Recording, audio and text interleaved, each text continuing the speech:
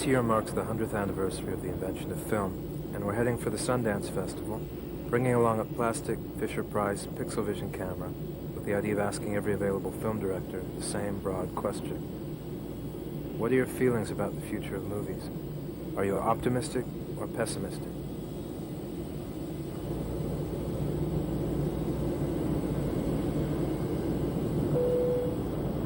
Ladies and gentlemen, it's always a pleasure to welcome you to Salt Lake City. Captain wants to request that you remain seated with your seatbelt securely fastened until we do taxi to the gate. Great. Yeah, I bet it is. Blockade. Okay. You want me to give the date?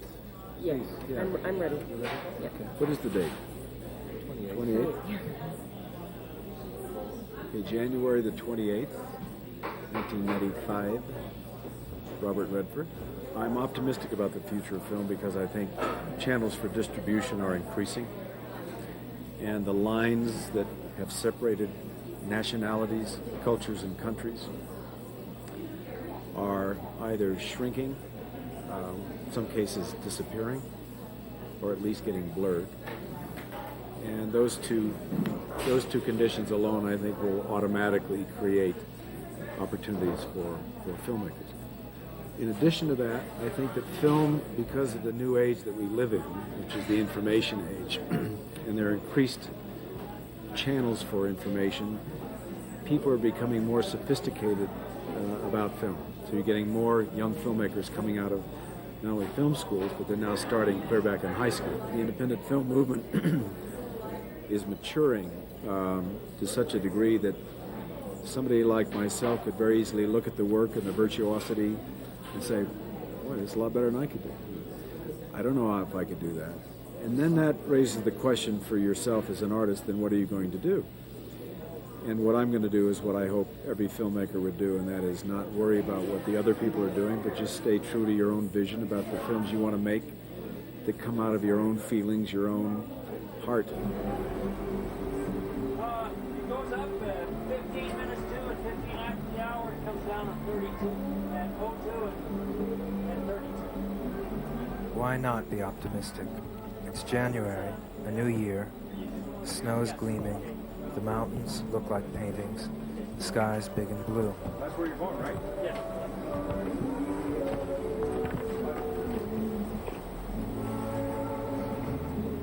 The Sundance Festival is in its 8th year. There's no more well-publicized or well-attended showcase for American independent films. Of the 100 feature films screening here, nearly half are the work of first-time directors who have clearly crossed a threshold, arriving on the far side of a great divide. My name's Matthew Harrison, and it's January 22nd, 1995. I'm extraordinarily optimistic about the future of filmmaking. Why is that? Well, I think, I'm young for one thing, youngish. So I think, I would hope, I learned not to answer that question. That's one thing I've learned in the independent film business. Older than 12 and younger I'm older than 50. 12, I'm younger than 50. There you go. Got it. No, I really feel optimistic about it. I was thinking about the question last night, and I think that when I hear people talk about, oh, the silent films, that was real filmmaking, or oh, the days of the studio, that was real filmmaking, I think that's a real narrow way of looking at filmmaking, because I think that the vocabulary of filmmaking just grows constantly, and it just continues growing, and that's what I find exciting about, what I feel like I'm contributing. And I was thinking, the analogy I was thinking of is when Webster first put out his dictionary, I don't know if you've ever seen it, it was really thin. It was like a pamphlet almost, and that was all the words that they knew in those days. And now, think about it, like, it's constantly getting fatter, and I feel like I think that film is just another language. There are many languages, and I feel like it's a constant, I'm constantly adding, and filmmakers are constantly adding to that vocabulary. All right, my name's Jim Mangold, and it's the 24th of January, 1995. Well, I guess I'm a bit of a conservative. I mean, I guess that to some degree I'd like to take it backward a little. I mean, I'm very much of the kind of mindset that something was really lost with the advent of sound. And that I have a real fascination, although I'm kind of forced to work within the context of film that is married to sound, with trying to get away very heavily from the talk-based, dialogue-based play in singles and two shots, and try and find something of the lost thread of silent cinema. I don't know. I guess that's where, I mean, I don't know how much farther what I'd call like the hyperactive cinema can go. The kind of flailing camera, flailing dialogue, tongue-in-cheek. I love these movies, but I can't somehow make myself be part of that movement for whatever reason. My name's Maria Magenti, and today is Thursday, January 26th, 1995, Park City, Utah. I guess it's good to ask somebody who's only made one feature film, but comes out of documentary, because that's where I started. So in asking or in answering that question, I think not just about abstractly the future of filmmaking, but my future in filmmaking. And I don't have enough experience to say whether or not things could go well or not go well. But certainly the medium is powerful enough that people still continue to go to the movies, irrespective of CD-ROM or video cassettes or internets or even, television, which I think is exciting, because to me the most exciting thing about film is its communal aspect, where everyone can be together and you can hear everyone laugh at the same time or boo at the same time, or that's thrilling, because you feel like you're part of an historical moment when you go to the cinema, as opposed to watching something by yourself or with a couple of friends, in a small space. For myself, my particular feeling about film was that it could not possibly be as mysterious as everyone said it was. All I needed to do was learn how the camera worked, what coverage was. I just needed to learn how to do it, and from there I figured I would be fine. I never felt like I needed $1 million. I never felt like I needed to be paid any money. I never felt like I needed to pay anyone, actually, because my attitude was, this is really important. The picture that I was doing, this is really important. It's a story that's never been told before. Don't you want to be a part of it? And you know what? A lot of people did. A lot of people who work all the time, who were really excited about working on something that had no money, but had this intense sense of passion and urgency, like, we have to do this film, we have to do this film. And there's something very encouraging about that. And that's still in the exact same society as, Terminator 5 and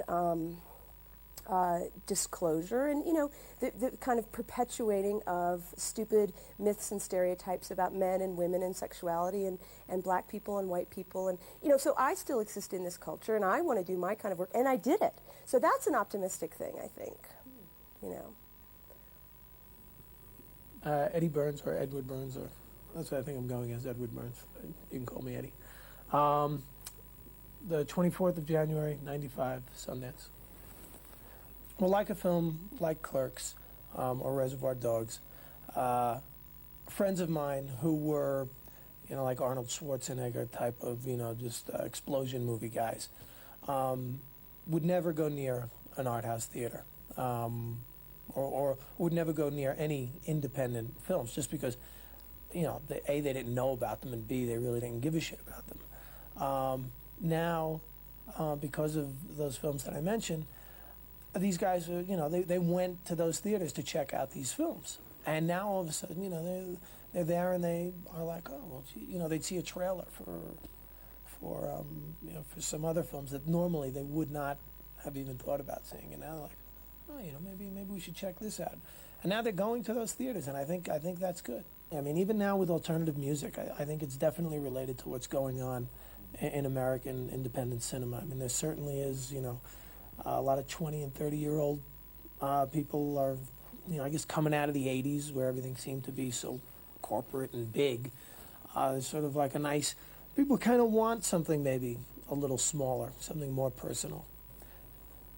Okay, Mark Wallace Wolodarsky is my name, and the date is the 27th of January, 1995. I am a product of the Hollywood system in a kind of traditional sense. My father is an AD, my mother is a costumer, I grew up below the line on sets. I saw how it worked for many years. At a kind of crucial point for me, my father said, look, I see you're interested in the movies. Don't be an AD. Don't be below the line. Be a writer, be a director, be a creative person. So it was my inclination anyway. So through a series of mistakes and happenstance, I ended up being a television writer. So I've been a television writer for the last 8 years, 7.5 years. And people talk to me about the mainstream, and I just look at them and I go, because this is it's a very common question as an independent filmmaker. Oh, you obviously don't want to sell out about anything. Sell out. That's be the most horrible thing. It's like, well, I'm a television writer.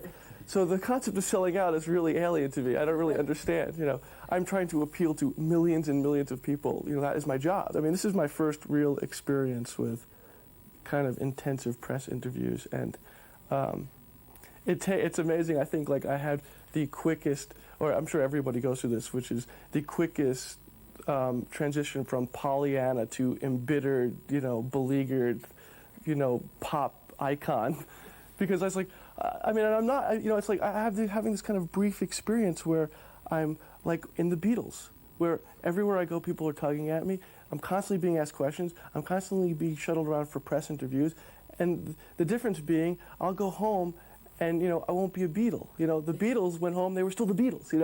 It's like that's what's so crazy about this place. It's like, everyone here, publicists, and certainly the press, I think, and all the kind of other people that seem to be here, really seem to encourage you to want to believe that you are the next big thing.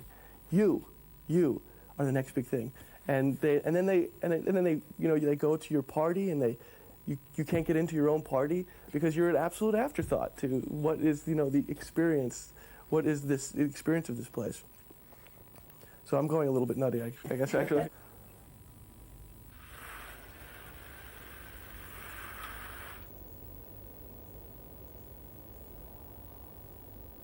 7 minutes after 9 o'clock. In the studio with me, David Darcy. Morning, David. Hi, Blair. How are you today? It's possible that you have to have a film here to feel the festival's peculiar pitch of excitement and desperation. For the length of Sundance's 10-day run, Park City becomes a virtual suburb of Hollywood. Screenings are routinely sold out. There are more media representatives and seats in the theaters. Cell phones aren't working because the satellite signals are jammed. And there are parties every night, people pressed to the walls. So it's for kids. You can't get them anymore. It's black. It's just black and white. Black and white, but it doesn't look like video. Bye-bye. No, bye. Nice to meet you. Yeah, Take sure. it easy. Take care. It's got a square frame. Yeah, what? It's made for kids. Really? They discontinued it because kids weren't buying it. Really? If I were a kid, I would I have. like that. That's pretty good. I didn't know you had a film in the competition also. Yeah, I produced. You produced it. Yeah. This is Amy.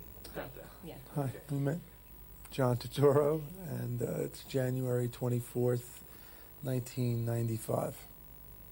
Film is become the thing. It is the medium that everybody wants to express themselves in. But unfortunately, a lot of times people are very young and they know a lot of the technical aspects of it, and they really don't have much to say. They may make one film and they just haven't lived. And then have these 21-year-old kids telling you about, things, and you go what do they know? They don't know. Because there are a lot of people who start out in independent, individual stuff, and then they just get eaten right up. And sometimes they want to. They want to make the, $40 million film or whatever. And, and you think about that, and you really think, wow, $40 million, you probably could make, and this is being not small films, but just like a $5 million budget, for a film, $6 million budget. You probably could make 6, maybe 7, really interesting films that would have enough money to do things. And so that's a life's work. Right, Yeah. Right, 7 films. That's right. And Cassavetes didn't make too many more than that. right, no, I think right. It's funny. I just saw his first film the other day, which I had never seen. And I've seen all his films and stuff. It's an incredible film. And I was really, I thought it was so funny. I mean, it's not a great narrative or anything, it's not, but the things that you see in it, you don't see in any other movie. and you realize how many people were influenced by his stuff. And he did it for a long time. He didn't just do one time, and he died. And you realize he's like, well, he's dead, maybe because he smoked and drank, but also I think it's because he did these kind of movies.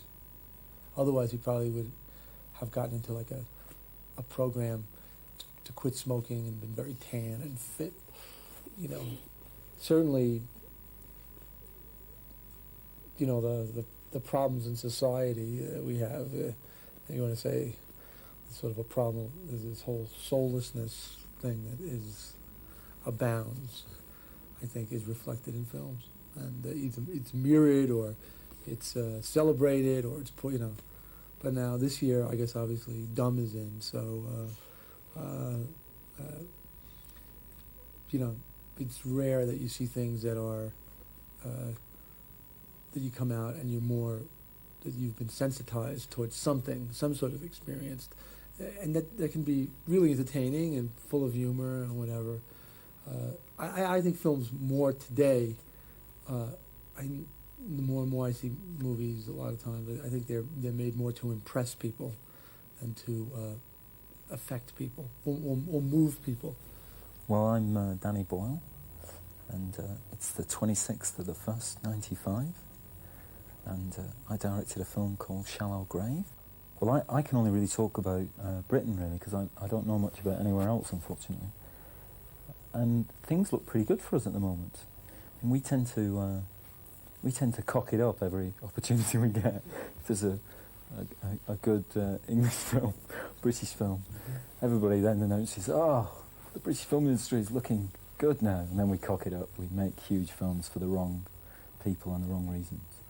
But things look quite good at the moment. And, all this fuss about 4 weddings and a funeral, what's been good about it is that it's given a lot of, I think there's a general kind of confidence.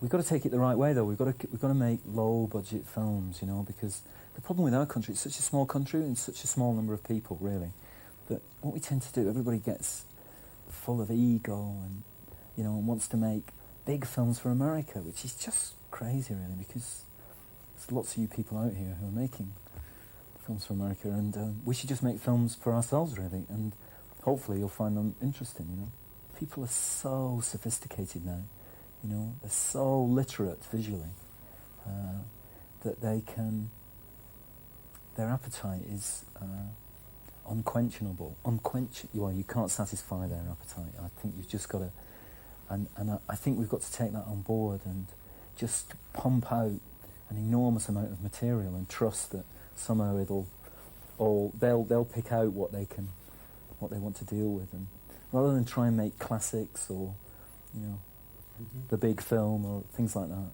I think there's so much material. My kids, I have 3 kids, and I watch what they learn from films. They're crazy about films, they love to go to the cinema. I take them to the cinema all the time. They watch videos all the time, and they're just so sophisticated what they can take on board in terms of storytelling, the jumps they can make, I showed them Shallow Grave, which is quite a violent film, some of it, and I tried to cover their eyes, at the really horrible bits, and they just pulled out my hands away, they just wanted to see everything.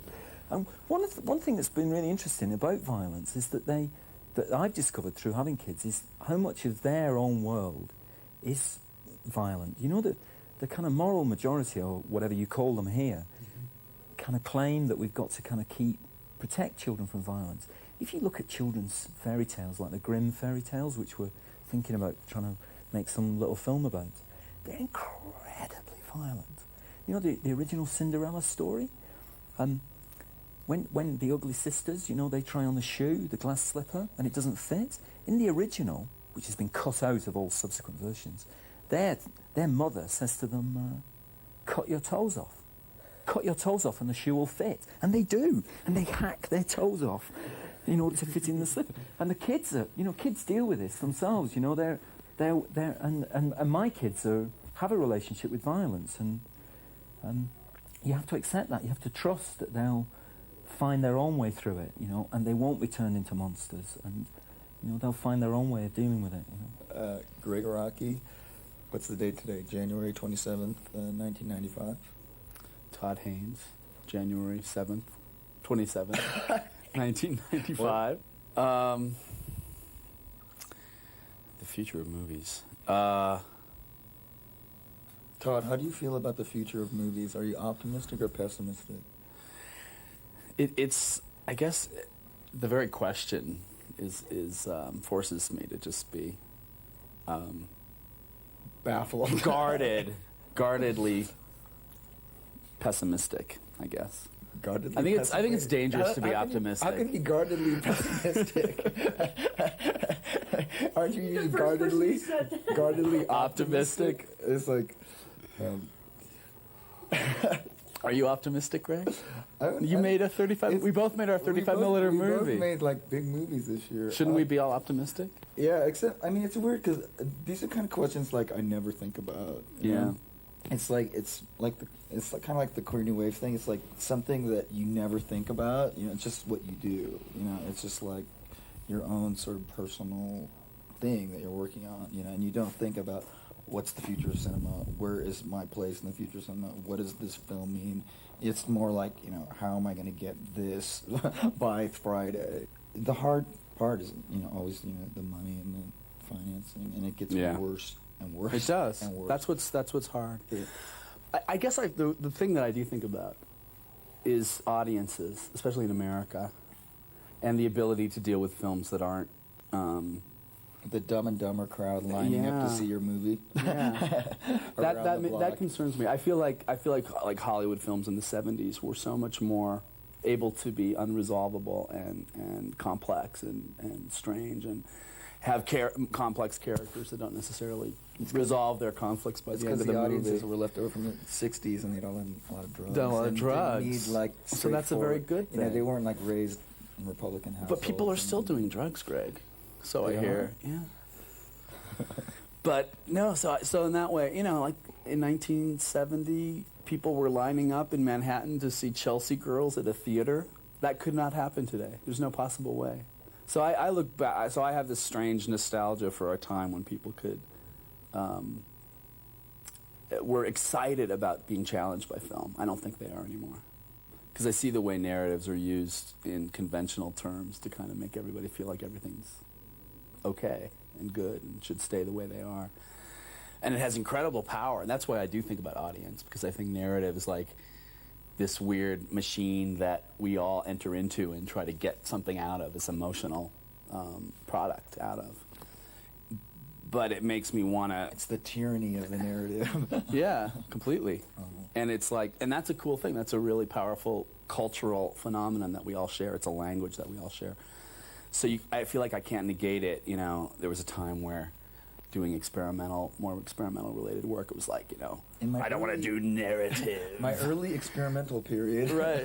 But then you kind of go, well, I have to confront narrative. It's everywhere, and it's part of what the power of film has always been. But I don't want to give up my contempt for it either. I think it's important, you know, because it makes you have to think about it not as a natural phenomenon, but as something that's been constructed.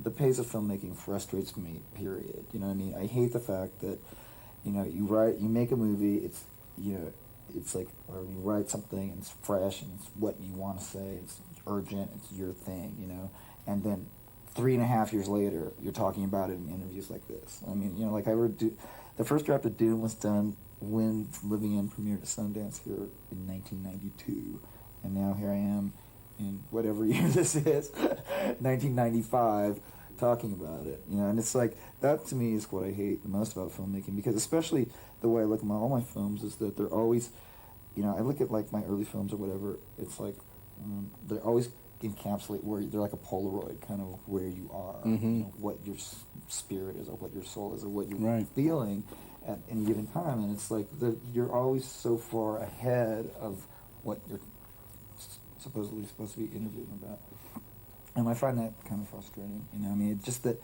become a painter. No, you start a punk rock band and just yeah. Rebecca Miller, Monday, January 22nd, 1995.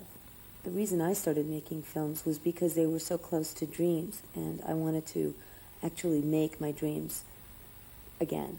And literally. That's how I started to do, with just literally remaking the images. So, and I think that's probably why movies are so important and why they're so attractive and addictive to people. And so that flickering image, that moving image that reminds us of our dreams, I think, is something that there's just no way that's not going to continue to be a part of our culture. But exactly what form that's going to take, and if it's still going to be projected on a screen, I don't know. I mean, I look forward to a time where there was a real women's movement in cinema, which I don't think has. I think it's still coming.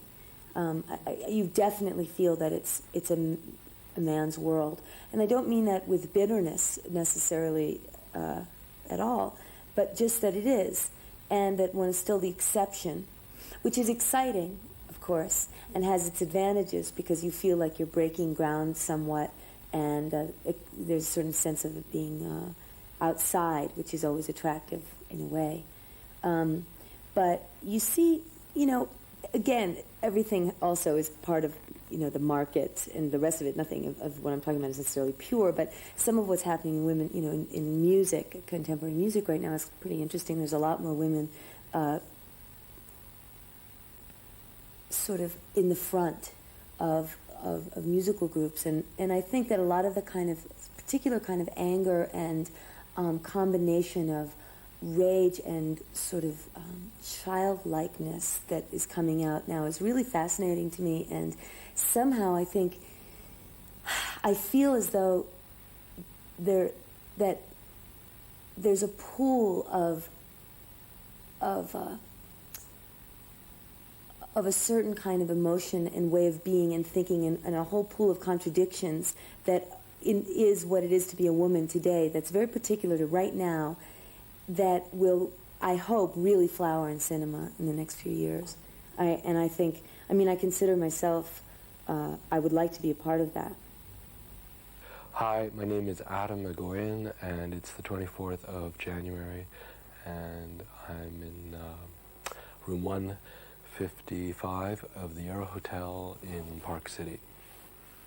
I think people will always need to be told stories, and I think that for all of the real excitement about interactive media and people being able to navigate their own way through a story, there will always be an attraction that we inherit from the time of, being a child, wrapped up in bed, of wanting to be told a story and wanting to have our imagination respond against something which is predetermined. When you're watching a movie, it's one of the basic mechanical principles of film is that for half the time that you're watching, images reflected on a screen, you're in complete blackness, Like there's that time, where it's 24 frames a second, and as that frame is being pulled down mechanically into the gate, for that, millisecond, the screen is completely black. And that makes that process so introspective somehow. And I don't think you can underestimate that. A video screen is somehow being projected at you all the time. There's a constant projection of light. So you're never really quite in the same space. And it's subtle, but to me there's something, for that reason, so much more dreamlike about the film experience. You are, like I said, for half that time in your own world. I know it sounds naive, but so fascinating with the fact that every night, every person on this planet goes to sleep, and this kind of, little film projector starts up in your head, and you play images to yourself. And I think that is such a phenomenal concept that, that we've had this notion of replay and constructed mise en scène, before the advent of cinema. And I'm sure that cinema has changed the way we dream and how we dream and how we kind of choreograph our own dreams. But, we are responding to something primal when you make a film and you project a film. There's something very, very visceral about that experience. And that's why, having a child and just seeing how they surrender themselves to projected images is just so, overwhelming.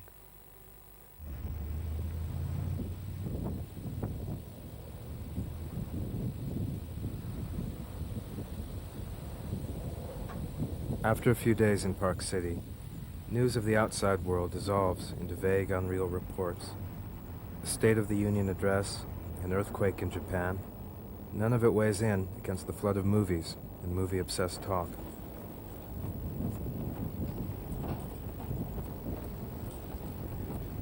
My name is Larry Gross. The date is January 21st, I believe. There's a fairly famous remark Antonio Gramsci, the great Italian communist, made in his letters from prison, where he was describing the political situation that they were in then in the 20s. He said, "The old is dying and the new is not yet born." And in this context, a whole set of morbid symptoms appear. Gramsci said something else, or used another phrase in one of his writings. He talked about pessimism of the intelligence and optimism of the will. I think one has to be pessimistic about the way things are in the world today, the conditions that cinema finds itself in. The world is controlled by bad people. It's following bad economic policies that make the cultural situation of audiences impoverished. And these very, very bad forces make it very easy for very high-quality films to be either marginalized or ignored. And it makes it very easy for bad films to rise to the top and get a lot of attention and make a lot of money. So in objective, realistic terms, one has to be pessimistic. On the other hand, the optimistic side is that the technology of film is mutating at an incredible rate of speed all the time. And that intrinsic capability of the medium to mutate is going to drag the talents of certain people with it, I think, both in a positive direction, the people that believe in this new technology, and in a controversial direction, the people that want to resist the new technology. All of that will be a kind of intrinsic stimulus. Film has always been the medium of change, and right now, very few of us believe in change. So it's hard for us to be optimistic the way it was in other eras of film history. But I believe ultimately change will occur again for the good, and when it does, film will be a part of it. So that's the side of me that's optimistic. Does that make sense? Yeah, my name is Roberto Sneider. I'm from Mexico. I'm the director of Two Crimes. That's here in the Pan American Highway, and today is January the 24th, 1995. It took me 4 years to make this film. Part of the complication was getting the rights to a novel, which is an interesting case because it's a Mexican novel, very well loved by Mexicans. It's a very, very Mexican story and very Mexican characters. And yet the rights had been acquired by a British company that wanted to make an American film. And so the rights became too expensive to make a Mexican film out of this, I'd say, I'd even dare to say, the most Mexican of authors. And so it took me about a year and a half to be able finally to get that option to make them. And unfortunately, I went into this, I wrote the script, and so I had invested a lot, yeah. And How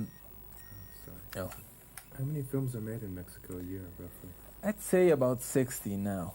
But 60? Yeah, but actually 50 of them should not even be considered films. They're just small exploitation movies made often in 2 weeks shooting, and the writing also, I think, after seeing them, I believe, should have taken 2 weeks, no more than that. I've wandered into a movie theater in Mexico once, and I was like, No, they're worse than awful.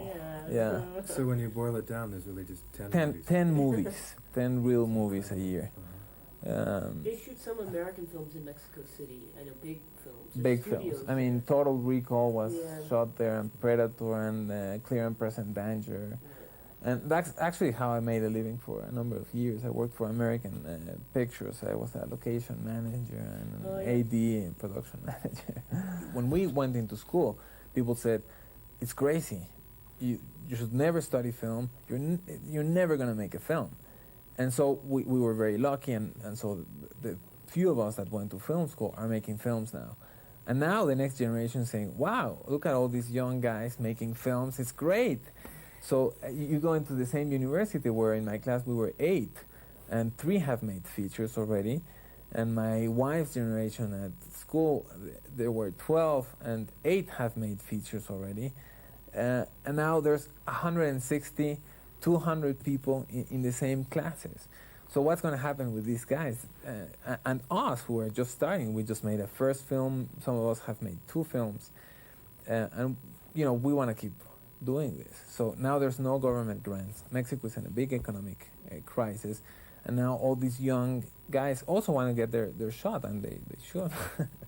My name is Kayo Hatta, and today is Monday, January 23rd. I couldn't get really typical investors that invest in movies interested in my film because it was a historical film, and it was about it had a Japanese lead, and there weren't very many Caucasians at all in the film, and so I had a hard time fundraising. But luckily, funding agencies, you know, they did support that because they had like a federal mandate to support the voices of people of color, and luckily, you know, I came in at a really good time when they were giving out money like that.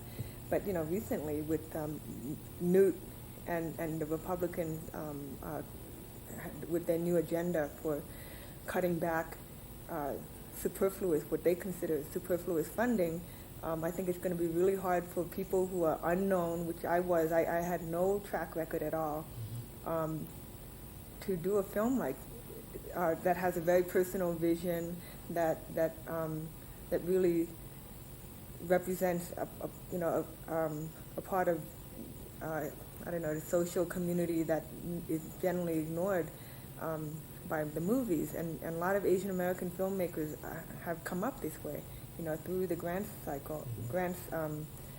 process. So I'm feeling a little bit very nervous now.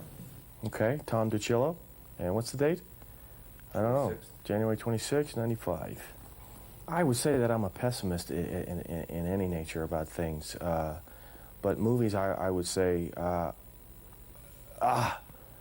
I feel that there's a glimmer of hope that we can say, okay, let's say that things may change, you know. But I also feel extremely pessimistic by certain developments in independent filmmaking, you know, scene, which is, I assume, what you're talking about, because I'm not even going to talk about Hollywood. That Hollywood has been garbage for the last, 20 years, okay?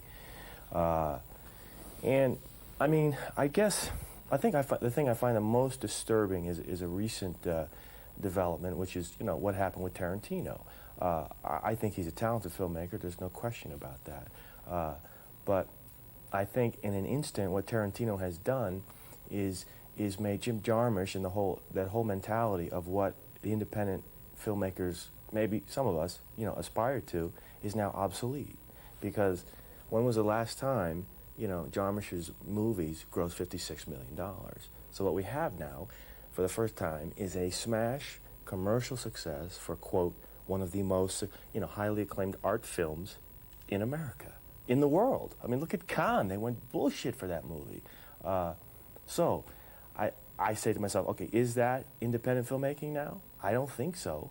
I mean, it may be on a certain level, but then we're talking about Miramax. Is Miramax an independent studio? I wouldn't consider that true at all. So I think that the line that demarks now what I consider independent filmmaking has really changed. I think it's come way down, and it's almost like now almost underground filmmaking has become independent filmmaking in my mind.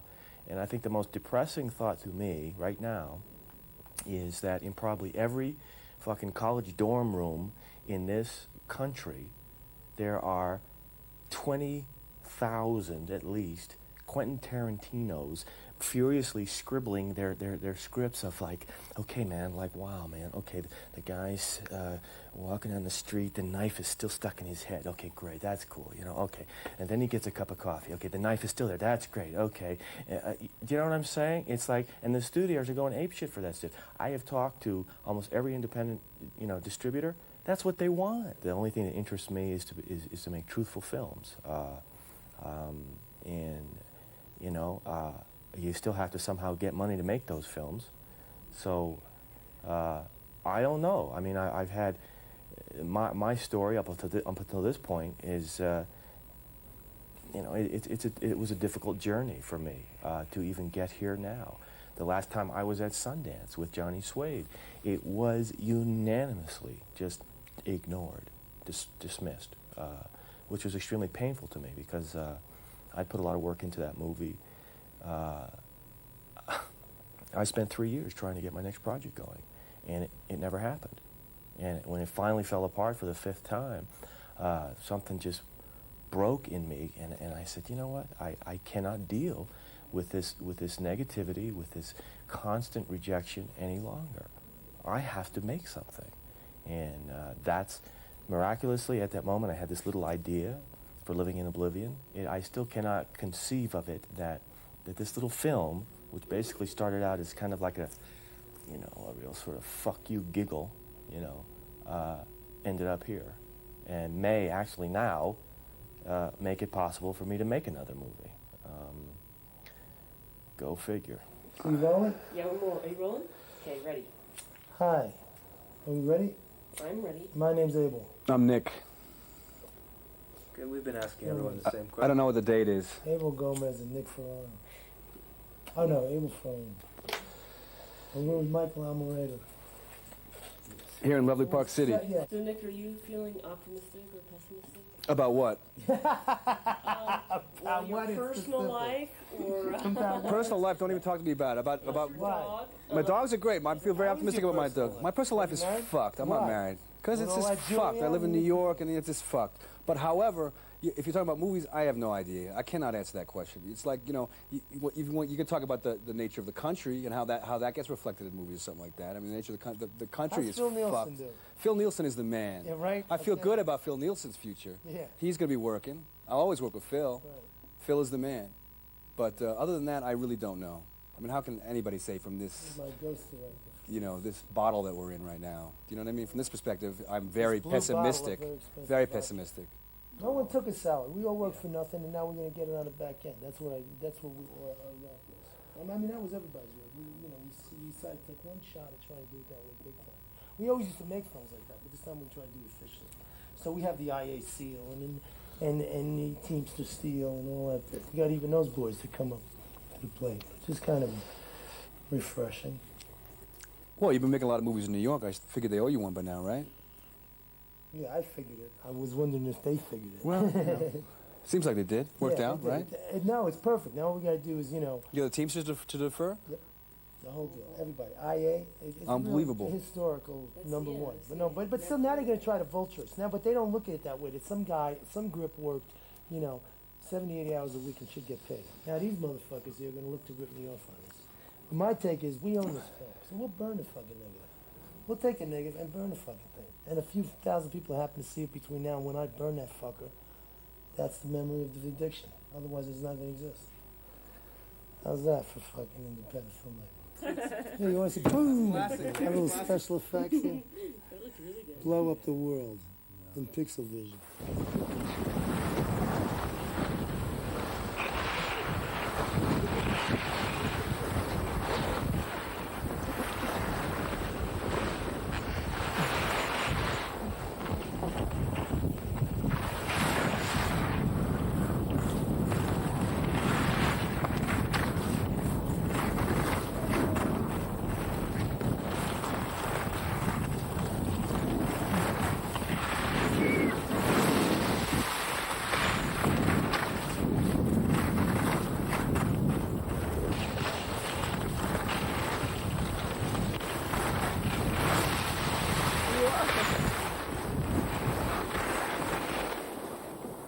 I'm David Salle. It is January 22nd, a Sunday, Park City, Utah. I remember maybe 10 years ago thinking with relief that no one had to worry about movies anymore because they basically had come to an end, and that, you know, that Hollywood had killed off movies and it was just a form that had run its course.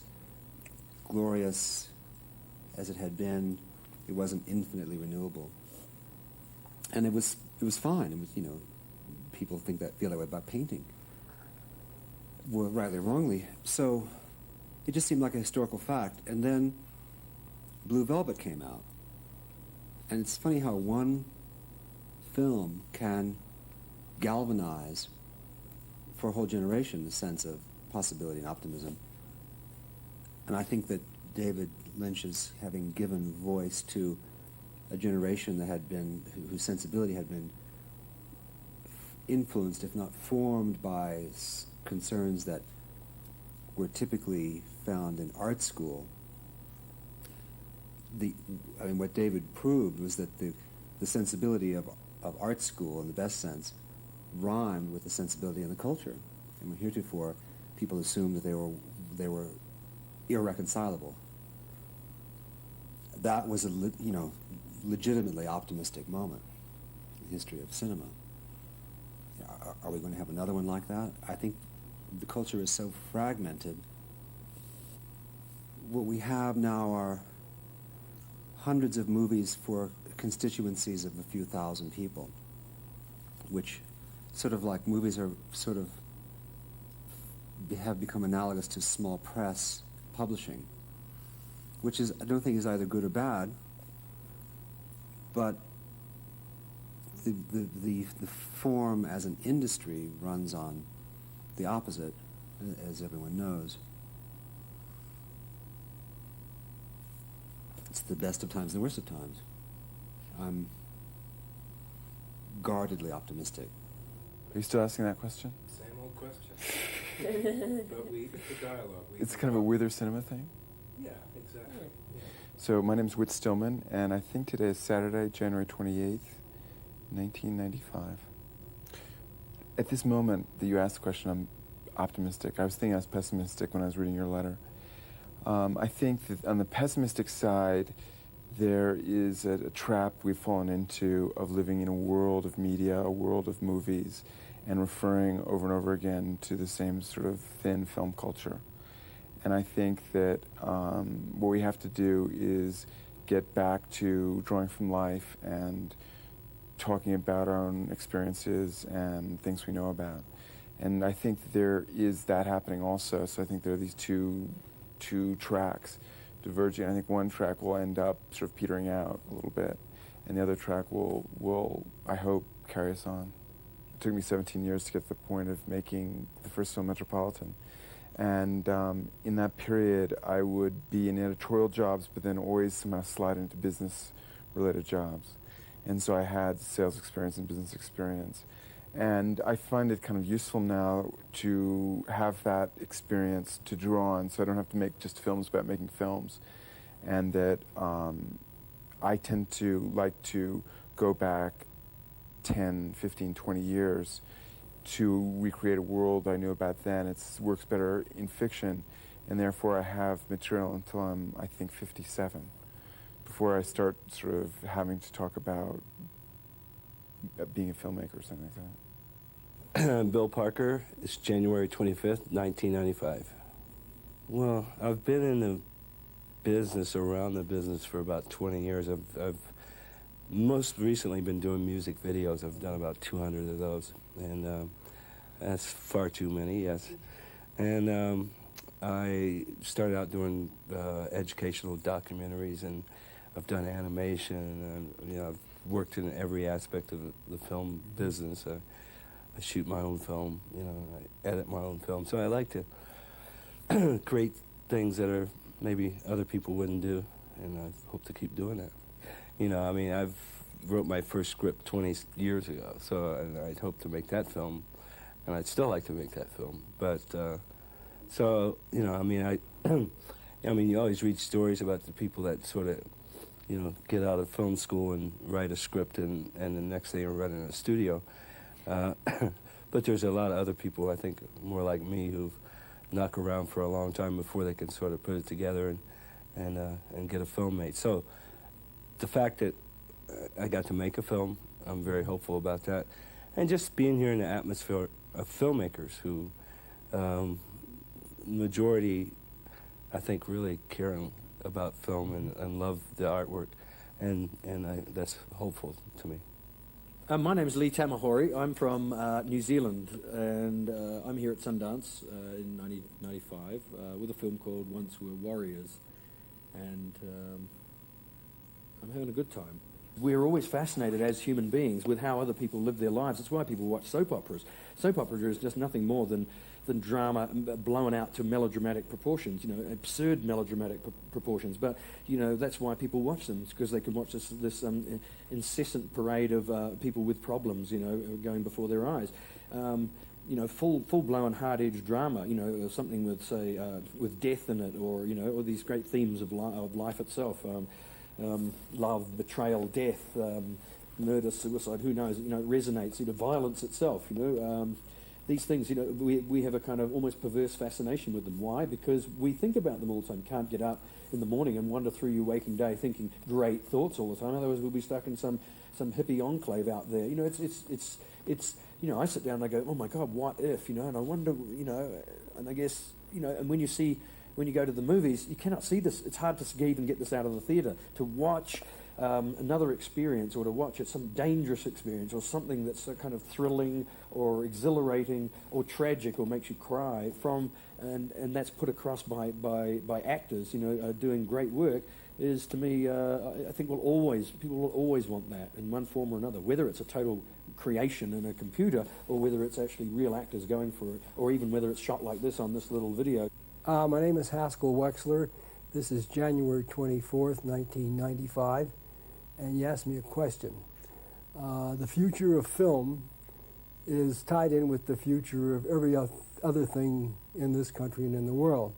And am I optimistic about it? I'm not optimistic about the condition of our country and of the world. For most people, I think that for some people, it's worthy of optimism. But for the vast underground of citizens, and not consumers, I notice they always call us consumers now instead of citizens, tough times. It'll be tough times for the arts, and tough times for filmmakers, and it'll challenge their courage to see if better and more meaningful things will come out. This week, for Park City resident Ron Whaley, charged with poisoning 8 dogs belonging to his Old Town neighbors, has been put off for a year. Whaley's attorney, Joe Tesh, said the continuance means the criminal charges against Whaley may be done with altogether. At the suggestion of 3rd District Court Judge Pat Bryant, Broken County Attorney's Office and Whaley agreed to continue the item for a year. Towards the end of the festival, we drove east, 2 hours, to Lyman, Wyoming. We had coffee and pie at a truck stop decorated with chainsaw sculptures. Sometimes an open sky full of stars can be more satisfying than any movie.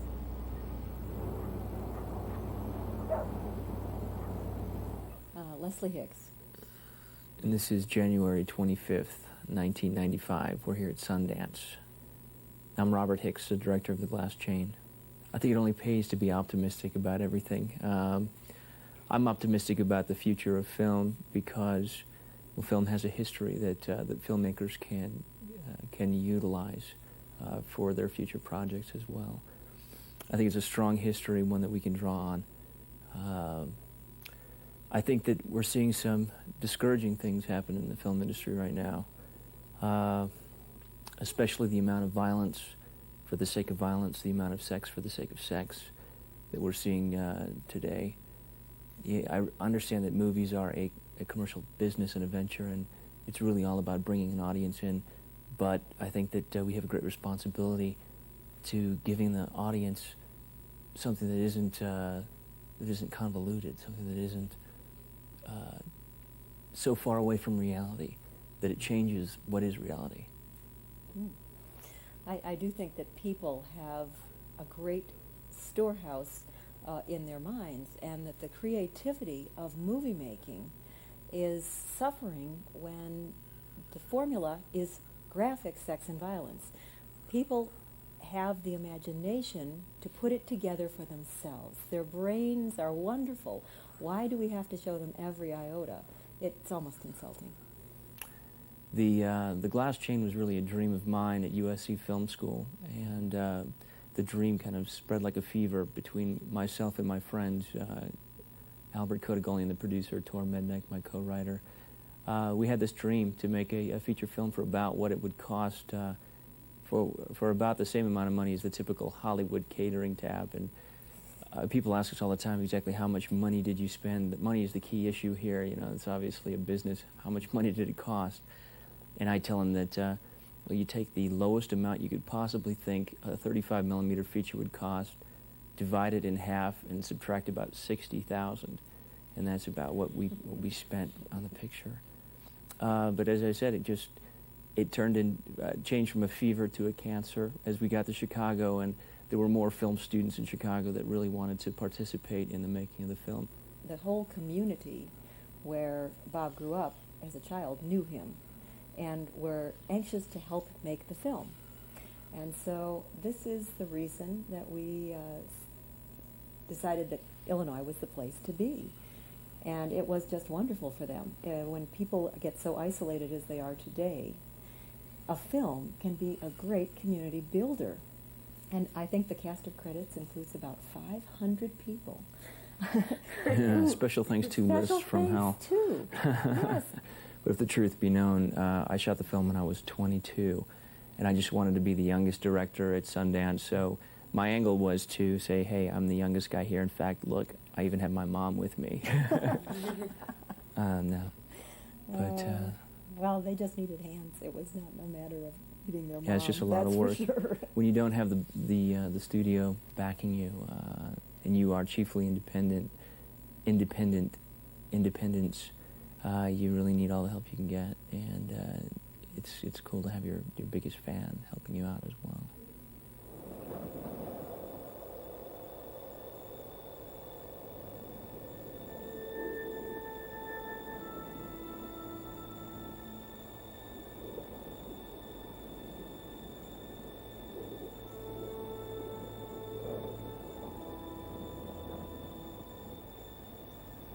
It's likely that you could assemble a group of plumbers, or doctors, or waitresses, or cops, and ask them all about the future of their profession.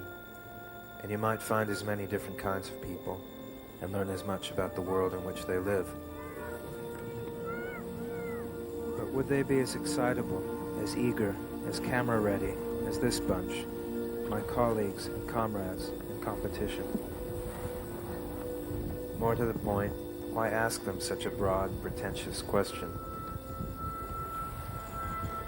Because I wanted, of course, to discover an answer for myself.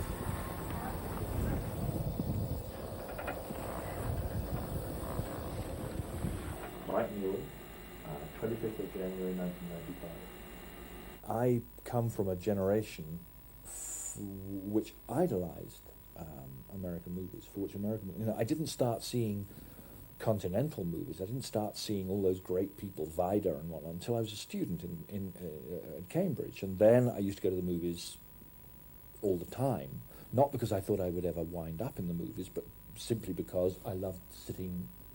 I was just bunking off work, basically. But the films that I saw before those as a kid in school were all American movies. And so that's a very strong, I'll never shake that. And so when I get a shot at Hollywood and American movies, of course I'm going to try. And of course I'm going to believe that I can beat the rap like nobody else did. But we come from a very small pool at home. And so Steve Frears I've known since I was 18. Neil Jordan, you bump into on the street. Mike Lee, you have a drink with at lunchtime. You all know one another. And what you know is that one of the great traditions is getting your shot at the American movie and fucking it up. So here I go. Watch me fuck it up. James Gray, and the date is the 26th of January 1995. People can deny this as much as they want, but the only thing that you really try and do with movies is in some small way, however sort of inadequate, is kind of carve out a little place, a tiny, insignificant maybe place of immortality. And by that I don't mean some sort of egomaniacal thing, although sometimes it does take on those proportions, but that somehow you can make a work that has some sort of lasting impact and power, and that people will watch it 50, 100, 200 years from now just as surely as we will look at Guernica, you know, generations from now and realize its true greatness. I mean, people 100 years from now, I think, will be able to watch The Godfather Part 2 and see it as a sort of monumental achievement. And I think that as filmmakers, that's what you hope to do. And in a way, it sounds sort of megalomaniacal, but that's what I hope to do in some small way, is to try and achieve something where it matters to people on an emotional level, that it has some sort of resonance with people for years to come. That's really the only thing that matters to me. And if you're lucky, it means you can do it for 2 moments maybe in a movie, and even if you've made 20 movies, if you're lucky enough to do that, because it's the hardest thing in the world to do, to make a movie. You know, Orson Welles has that quote about, you know, to make a movie, any movie, good or bad, is a sort of a great achievement, and to make a great movie is nothing less than a miracle. So, well, he got granted several miracles in his life, I guess, but there is an element of truth to that, that if you can do that, if all the elements come together, that's all that I hope to do. And if I can have a moment of that in anything I ever make, I'll be blessed forever. It sounds really corny, but that's the way I feel. It's the 28th of January, 1995. What's your name again? Peter Fonda. Ask anybody to do that, you know, it's just, warning buzzer, just too much radiation. Van Helsing, get in there with a pixel. There is a philosophy of life, and I apply it to everything I do, including making movies and dealing with the future. And that is warning. Warning. Warning. Do not back up. Severe tire damage. Optimism. I think you have to want to sing the song so badly that nothing can stop you, and optimism definitely fits in that category. But if you don't want to sing it so badly that nothing can stop you, then don't sing it. I put that in there so when I die a month from now, it'll be the Fassbender thing from room 666, and you can play some really ominous, low music. It'll be my last appearance. Go. He's Ethan Hawke. He's Richard Linklater, otherwise known as Herbie Fabats, but not a lot of people know that. I'm like everything else in life. I'm pessimistic in the specific and optimistic in the abstract. Here's a quote. The film of tomorrow appears to me as even more personal than an individual and autobiographical novel. Like a confession or a diary, the young filmmakers will express themselves in the first person and will relate what has happened to them. It may be the story of their first love, or rather, their most recent, or their political awakening, a story of a trip, a sickness, their military service, their marriage, their last vacation. And it will be enjoyable because it will be true and new. The film of tomorrow will be an act of love. Truffaut, 1957, 38 years ago. That's the future of cinema.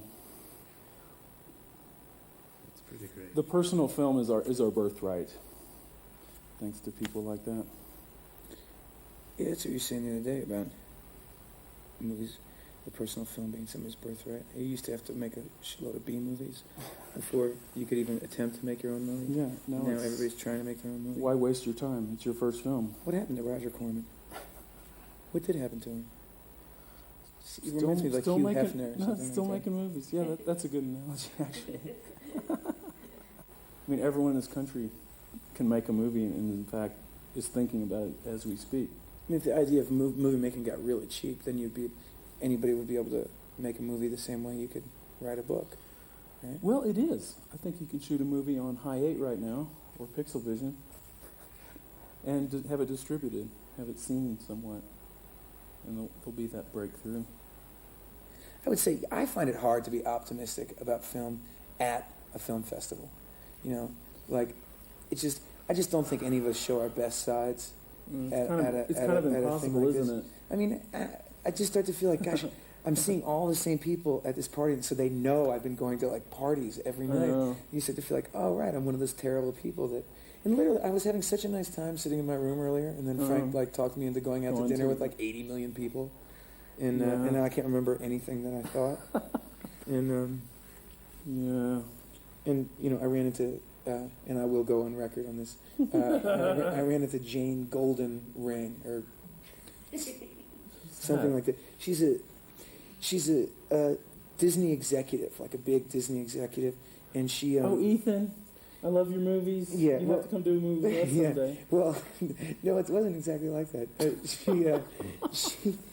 I ran into. She did White Fang when I was like 18 out in Alaska, and.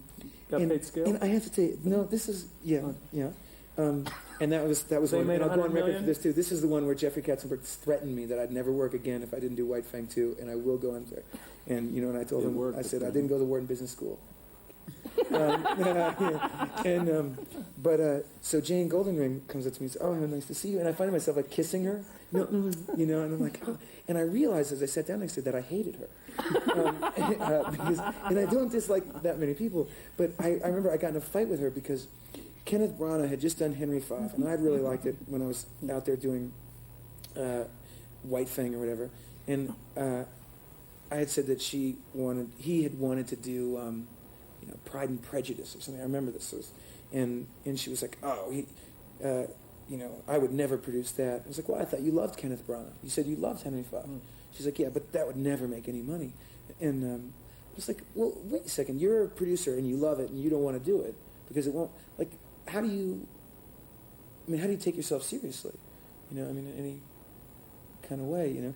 And so I brought this up with her last night because it still bothered me. Yeah, it wasn't just this issue. That was just a minor representation of all the issues having to do with me having to spend a lot of time with animals, you know. And I forget where the story's going. The reasons to be pessimistic, I think, are the reasons to be pessimistic about our society or just money or what motivates us as people. You know, where we're going as a society.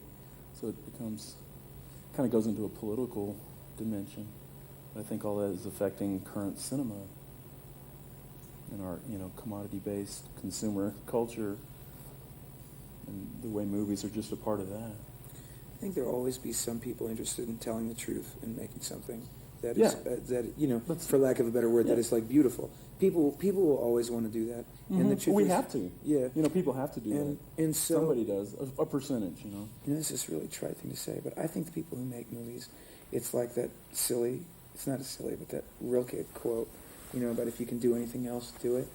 You know, I know that, like when we met when I was working on that short film, I didn't want to make a movie.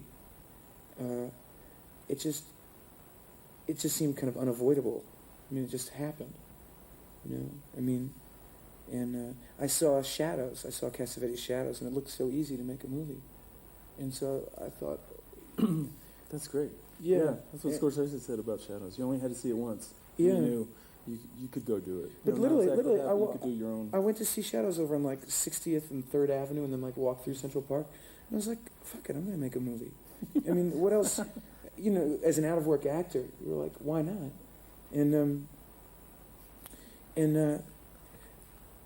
But the story itself was.